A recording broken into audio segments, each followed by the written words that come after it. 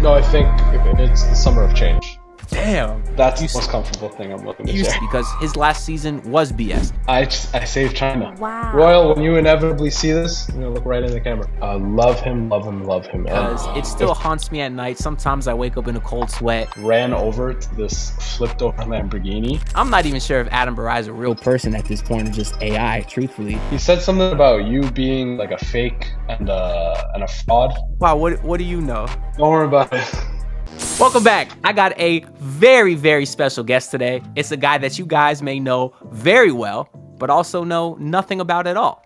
He's a guy that's everywhere at once, but also nowhere at all. He's the guy with the sources, so when he talks, the people listen. We got my guy, Adam Borai. How you doing today, bro?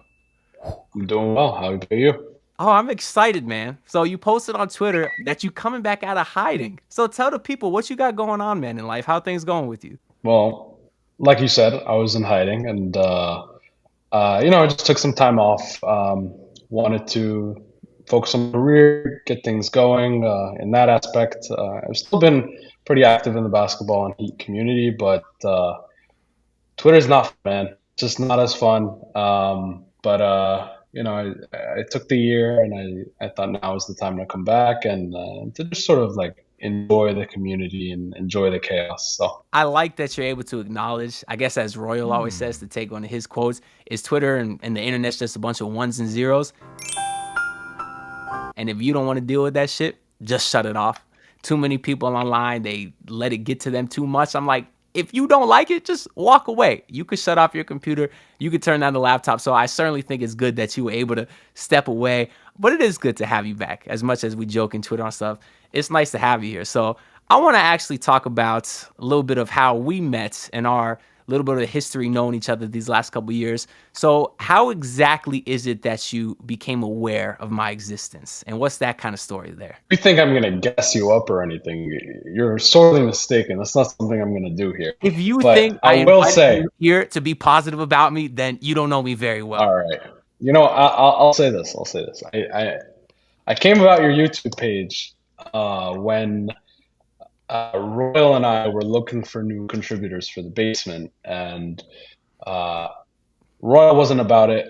I was about it. I was a fan. I was like, look, this kid, he's got potential. And I'm calling you a kid, and you're older than me. I am. He's got potential. He can talk. He's got editing skills. He's got all these whatever. I'm not gonna sit here and gas you up.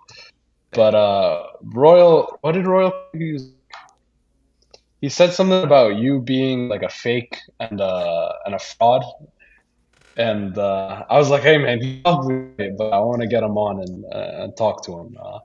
And so we did, and that's how you and I met. Yeah, I think the fact that Royal did not like me probably motivated you even more to want me on the network. Because Royal A. Shepherd hates my guts. He always has, and he always will. But I did start to earn a little bit of his respect when I was made that Witness Weekly video with the emoji fist. Awesome feedback after episode 1, and I'm gonna show that to y'all. We have a super transformation. I want to tell the story about the first and only time so far that we met in person. This man, Adam Borai, was back in Fort Lauderdale, and we were going to hang out with some of the guys at a restaurant. I actually met up with Gadio Cartagena, who was waiting at the restaurant, and we were waiting for Adam. Chicken sandwich place. Batch. And we waiting there, me and Gad having a good time. He's an awesome dude. And I'm not even sure if Adam Borai is a real person at this point or just AI, truthfully. And this man, Adam, never shows up. And then we get a text, and he says, come save me. I have a flat tire on the side of the road. So what happened that night? What's your account of that night? I just gone out of the Fort Lauderdale airport, and my friend was picking me up, and I remember we were gonna go meet up and go eat, or we were just gonna go straight to the restaurant and eat. And like 10 minutes within getting in that car, the tire broke, and we were stuck on the side of the road for a good hour. And then you guys just wanted to take your time. It took you like half an hour to get to me. That's all right. That's what I remember. I remember you guys taking a very long time to get to the car. Yeah, Adam, you're lucky we showed up at all, because I came down from Fort Myers for the night, And we essentially spent that night eating burgers in my car on the side of the highway while we waited for someone that knew how to change a Oh, tire. that's true. Because That's so true. we were sitting in the car for hours that night just talking, hanging out. But it was a good time. So that was my first little anecdotes of the first time that I met Borai. But for those of y'all, You know what? what? Hold on. I remember now. We left the car on the side of the road to go get our food, Hmm. and then we came back to the car. I remember. Yeah, so that was my first time meeting Borai. Was parked on the side of the highway, praying that my car wasn't gonna get smashed by some driver coming down the side there. But for those of y'all that don't know Borai as well, or maybe just know him as the Heat Twitter guy, we got a little segment here to get to know him a little bit more that I like to call Wheel of Questions. First puzzle. Adam Borai. Wheel of questions. That's it. You got it. Presented by Odds Jam. Looking to up your game in sports betting? Meet Odds Jam, your ultimate ally in the world of data-driven wagering. With over 260 sportsbooks under its belt, Odds Jam is the go-to place for savvy bettors. And here's how it works. Odds Jam's arbitrage tool scans the market in real time, spotting differences in betting lines across different sportsbooks. This means that you can lock in risk-free profits by betting both sides of the market. But wait, there's more. Odds Jam also provides a positive EV calculator to help you optimize your bets and a handy bet tracker to monitor your profits. By using Odds Jam, you're not just betting smarter, you're betting more responsibly, leading to long-term profitability. And here's the kicker. They offer a 7-day free trial. Ready to try it out? Use promo code Anthony to get 35% off your first month. Secure your bets with confidence and make informed decisions using Odds Jam. So I'm going to go ahead and bring up my handy dandy wheel here where we got a couple interesting questions. Now, I know you can't see the wheel, but trust me, there's nothing too bad on there. We're going to go ahead and give it a spin. And the first question that we have for Adam says, who is your least favorite athlete of all time?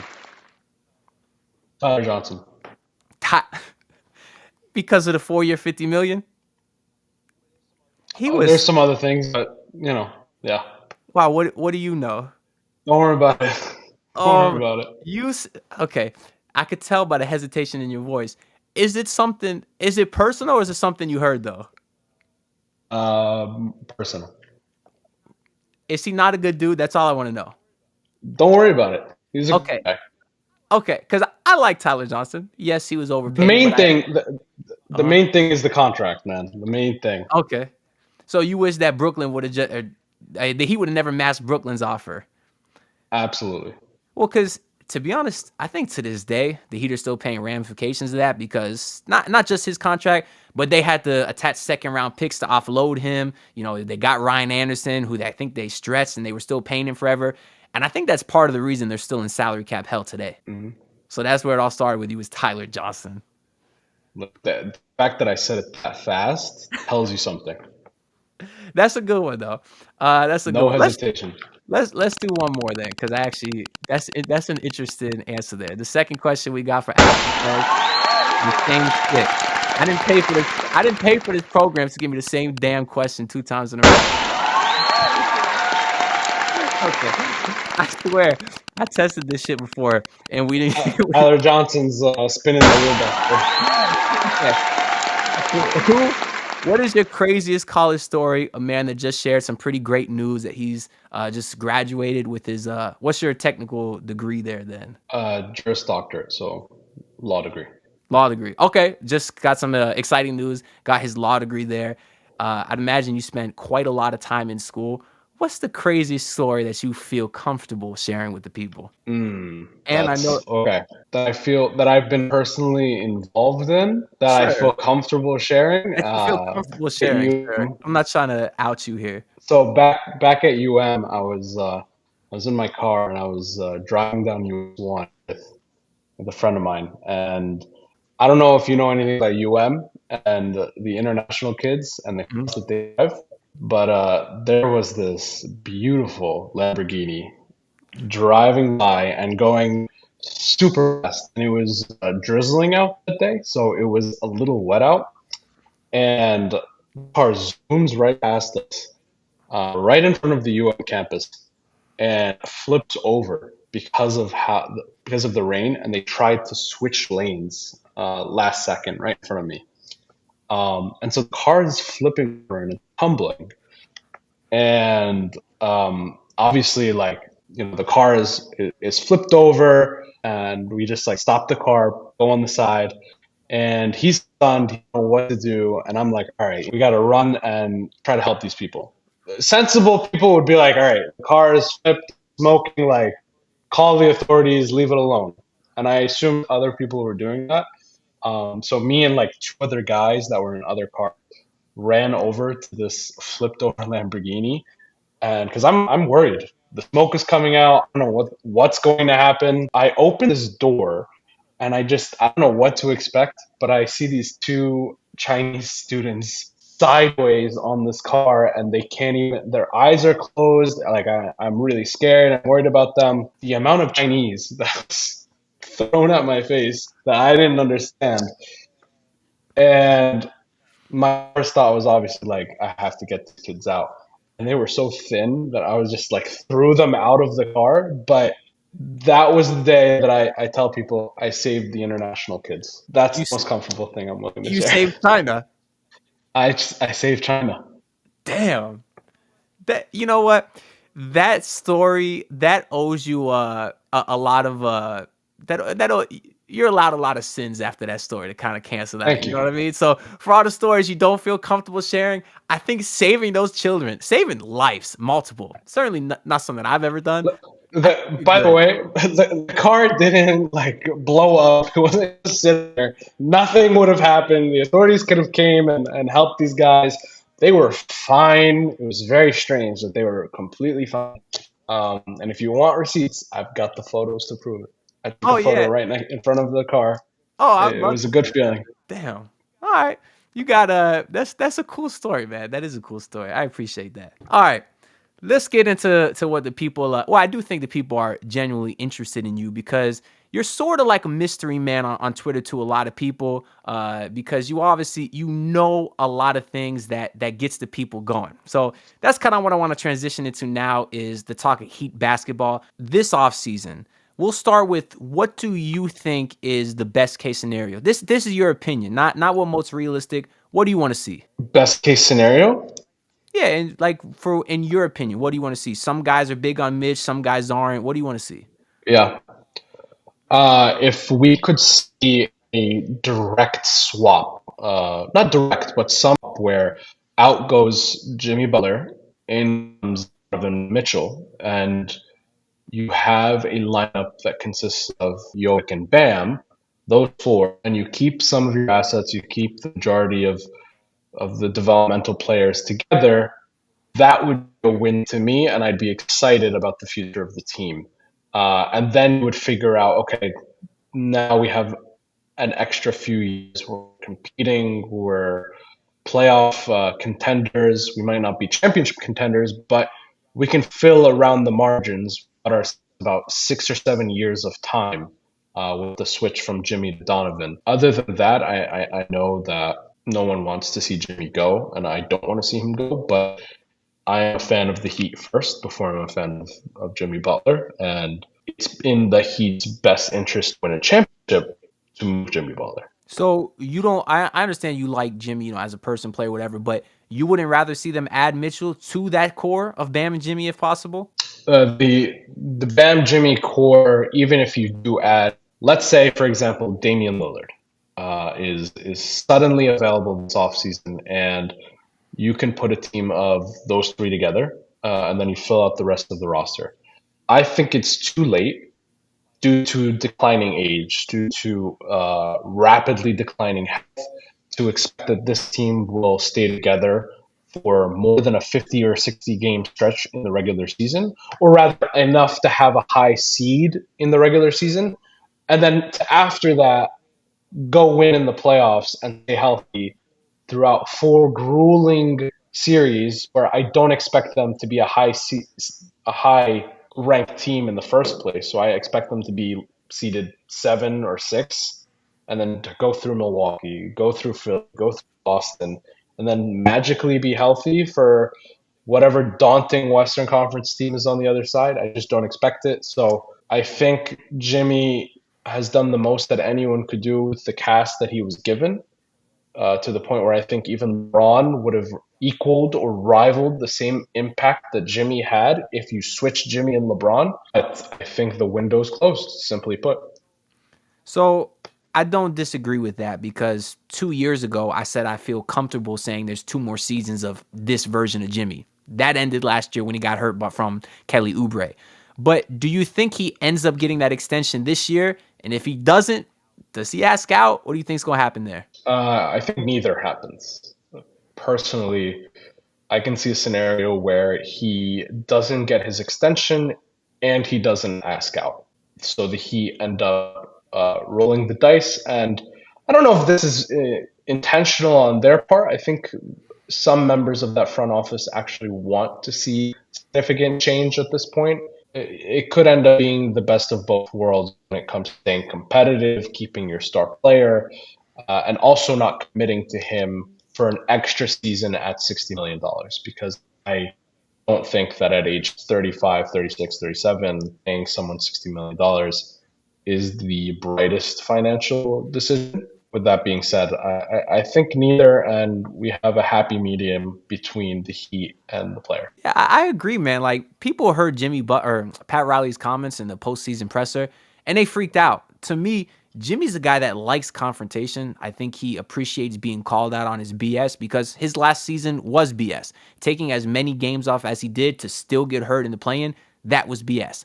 And I think he understands that the Heat don't want to commit $58 million to him when he's going to be 38 years old. So I think he's going to look at that and say, hey, you're right. I was on BS. I'm going to be on my shit to go off next season and earn the money that I'll then accept from you. You think that's kind of how it'll go? I don't think he'll be happy about accepting that money or not accepting the extension, but I also don't really disagree. I don't agree with your characterization. He sort of took off a bunch of games. I think he was genuinely injured. There was nothing he could do about it. And again, he got injured in the playoffs. Nothing he could do about it. So I think Heat's argument to him is you took off games, then you still got injured. Their argument is you're old and these injuries aren't going to go away. So do you think, because I like what you said, people, obviously LeBron's a better player. I think even to this day, I would trade Jimmy for LeBron. Let's say Lakers can't get a competent coach now that Redick might be out. They can't get Dan Hurley. Let's say LeBron walks, I'd still take him. But like you said, Jimmy kind of took this team as far as really anyone could. So do you think the Heat failed Jimmy Butler? And what are some moves that you would have liked to see them do differently during his tenure? During his tenure, I just told you that I didn't want him on the team and to the failure of the Heat front office. So yes, the Heat did fail him in a lot of different aspects. You can hear me, oh, you don't know what the offers were. You don't know how hard they tried to go after a Dame, to go after these other high caliber players. Even if they didn't go after high caliber players, 37-year-old Kyle Lowry, 35-year-old PJ Tucker, and then you didn't pay him afterwards and let him go.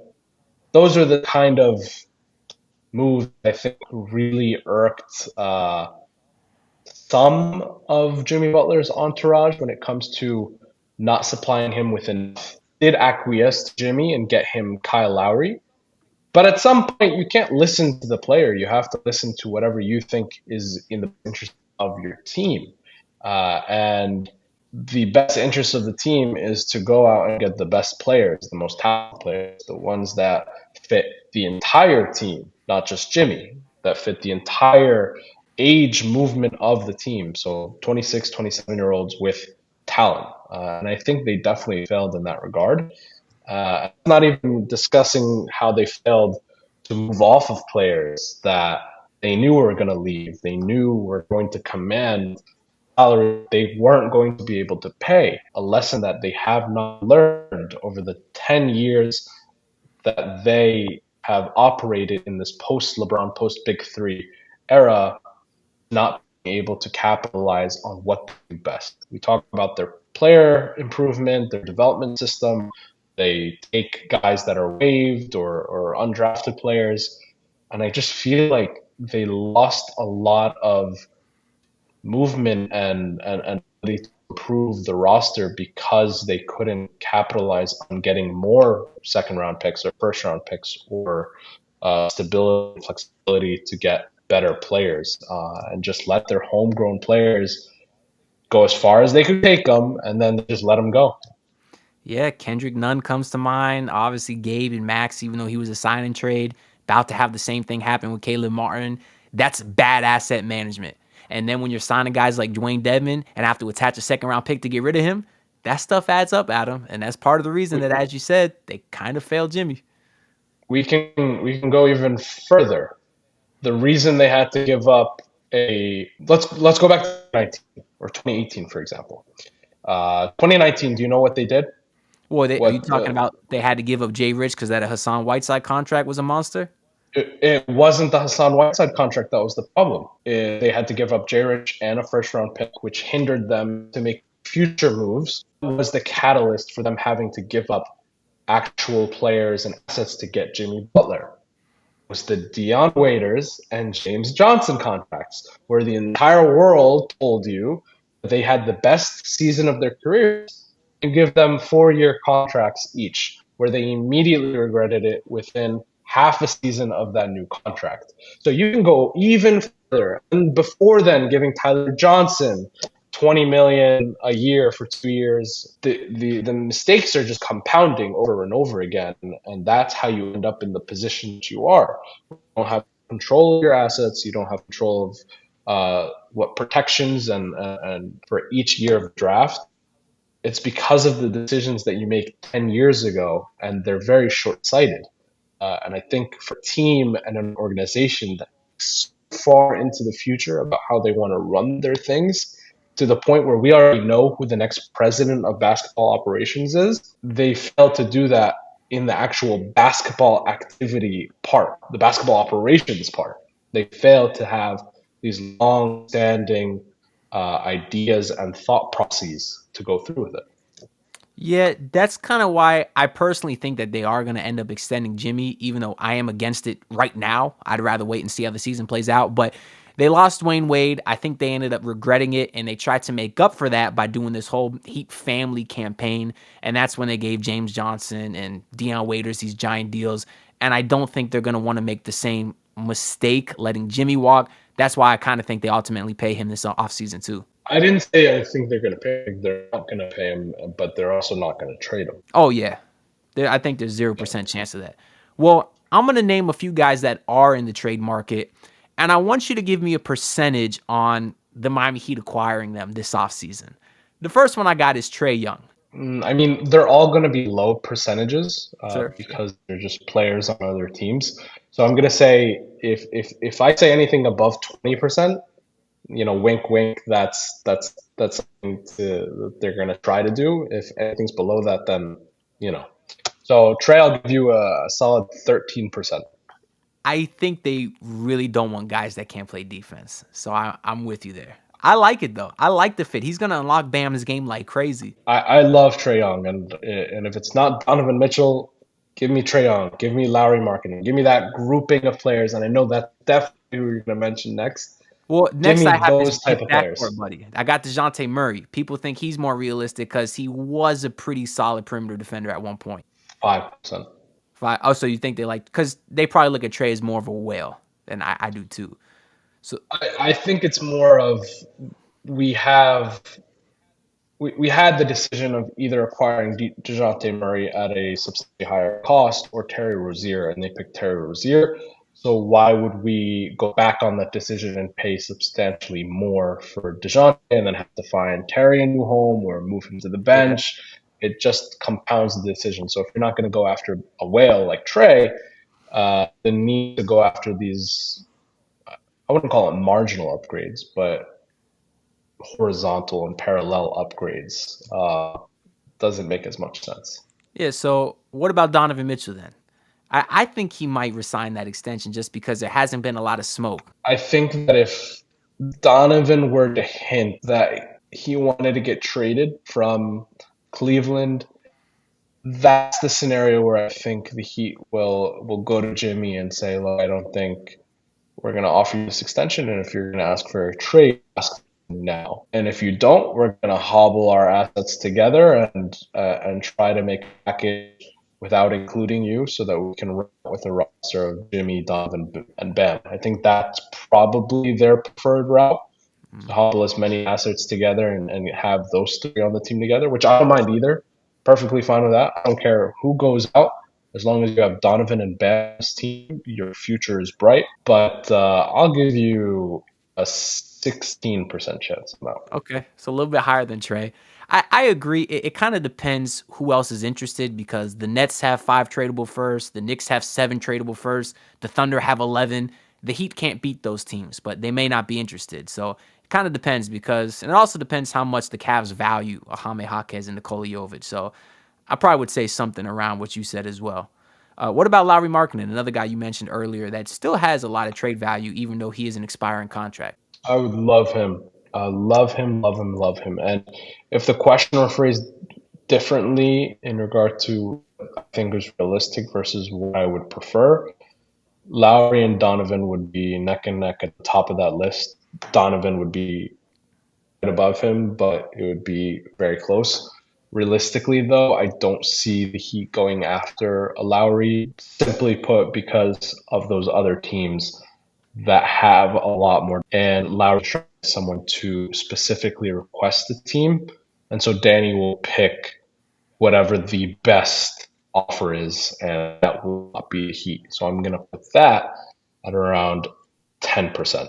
Yeah, because example, OKC, they might not want Donovan Mitchell because of the fit with Shea, but they would take Lauri Markkanen on that team. I think he'd fit pretty seamlessly at the 4, and they could slide J-Dub up to the 3. So I that's pretty good logic there as well. The next 2 guys I got really don't have as much trade value, so maybe you think it's more likely. What do you think about Brandon Ingram's likelihood of getting sent to Miami? 21%. I like Brandon Ingram. I think he's gotten a bad rap. The fit wasn't always clean in New Orleans, but he's someone that I can see fitting in really well in Miami in a post Jimmy Butler era. And even while he's still here, they can coexist with one another. I know he's not a plus defender. He's seen it as more of a ball hog. He's not a plus pass in any way or rebounder for someone that's 6'8", 6'9", maybe even 6'10". I don't know. But I think that the Heat have looked into and checked into and tried to make happen. And it wouldn't shock me if they go the route and to try to make things work. Yeah, but my concern with him, in theory, it's great, right? The Heat need scoring. They could use shooting. Ingram does both of that. But people always say the fit was awkward in New Orleans. Like, was it? I feel like a pairing of him from the perimeter and Zion is obviously an inside guy. I feel like that should have worked better than it did, and their numbers together are not good. BI needs the ball. Zion, in a lot of aspects, needs the ball in order to get his numbers. So the fit, to me, isn't the smoothest there. If with Miami, they wouldn't ask to be one guy. They would ask him to sort of pick his shots and do what he does best, which I think is a really underrated aspect in team building, where a lot of teams put players in positions to fail, right? And the Heat really have a good understanding of what a player's capabilities are and do a good job in getting them in those positions. I think they would do the same thing with Guy. Yeah, he's got a lot of talent. You give him a guy like Spo, he would find out how to optimize that. So, yeah, that's a good point, too. The last name is probably the only guy that I've mentioned that I legitimately would be upset if they got, and it's Zach Lavine. 6%. I don't think he's someone that 5%. I don't think there's someone that they're less interested in that makes a substantial amount of money because they would rather have Tyler Hero. I would rather have Tyler Hero at his price, at his contract, at his ability, and his age. If it were 4 years ago, before he signed that big contract with Chicago, I would have easily swapped Tyler for Zach. Before his injury concerns, I would have easily swapped Tyler for Zach. But at the same time, if there is nothing for the Heat available to them, give me Zach for whatever salary filler is available. I would do that easily.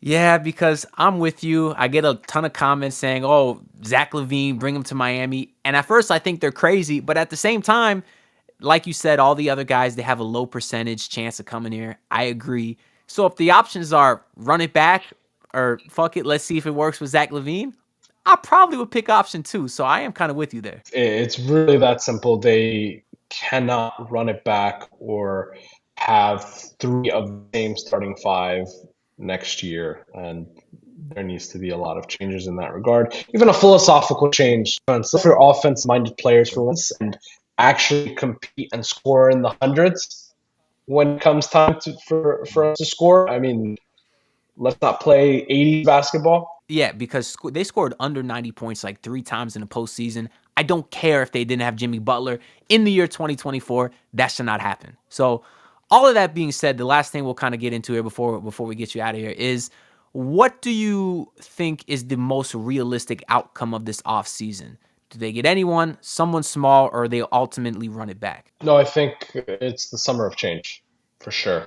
And I've definitely said this before. I've said this last year and the year before then. Right. But I think they finally cracked in some way. The fact that there are those Jimmy Butler rumors swirling, there are a lot of players that look to be on the move this summer. Cap is about to significantly shift to a degree that would make Mickey Harrison's boots tremble, and it's the type of summer that will define the next era. Are you going to make Bam Adebayo feel like he can't win in Miami, or are you going to build the team around him, make him feel like he is the number one option and he is the future of this team for the next 10 years, and he can still go to the 2024 Summer Olympics and recruit people to Miami? I could not agree more, because it still haunts me at night. Sometimes I wake up in a cold sweat and remember the many conversations I used to have on Twitter, especially with George from the basement. And I used to say, Tyler Hero is not 3 first-round picks worse than Donovan Mitchell. And to this day, I feel like an idiot. So that being said, Adam, I appreciate you coming on, man, and taking some time to talk with me. Is there anything you want to shout out that you got going on while you're here? I should be going on a few podcasts and shows over the next 2-3 weeks. If the basement is going to do anything, I might pull up to that. Otherwise, it's good to be back. I'm excited that you're my first show that I'm back on with. Yeah. And if there is a clickbait title to this, that's not my fault. You didn't give me too much to work with, but I usually think of something. And considering Royal hasn't paid me in like 2.5 years, I think the basement account is running dry with funds. And you're always a good way to get some resources in there. So Adam, thank you. I appreciate Let me make one more. Let me make one more. Royal, when you inevitably see this, I'm gonna look right in the camera. Royal, you owe me $500. I expect that in a check tomorrow morning. If I don't get it, watch. Care to share what for? Nope. Okay. Tyler Johnson. That's the reason. Hey, if y'all stayed to this point of the video, comment down below Tyler Johnson's a bum, and I'll favorite your comment. That being said, I'll see y'all next time. Look, pull up in your city tryna get that dead face. Do it on my own, I don't need no dead weight. Had to kill him off, yeah, I need a head space. You know this homegrown bitch don't offend me.